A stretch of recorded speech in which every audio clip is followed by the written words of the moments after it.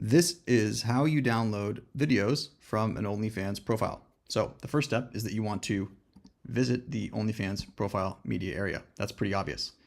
You click on the profile, you click on media, and I'm just filtering down to videos so it's easier to find.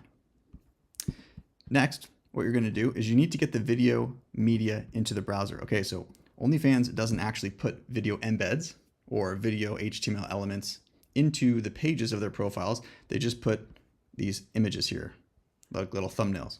When you click on one, it initiates a video player. So there's nothing actually in the DOM, so to speak. There's nothing in the network request for you to download, and I'll show you what that means here. If we right click and say inspect, which is actually the next step, I believe. Profile area, select photo video, open DevTools, right click, inspect, network, right, correct. If we go through here, you can see if I search for MP4, which is what we're looking for, there's actually nothing here. But if I click this image, which is what this is, if I hover over it, and I go, you can see it's actually just an image. If I click the image, I get a video player. Now, if I click the video player, you can see that just popped in, right? So what you want to do is you want to do the same thing I'm doing.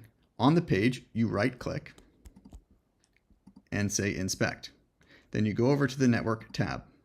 Then you click the image and actually play the video, which puts it here into the network requests. Now, all you have to do on these network requests, just click on it. And this is the request URL. That's the thing that you want to copy. So you're going to take this thing and copy it. And then over in a terminal, you're going to use yt-dlp. And you could just use the simple command yt-dlp, put a quote to quote your URL and a quote at the end. And then you press enter. And yt-dlp will do the rest. And as you can see here, it downloaded this video to my desktop because that's where I am.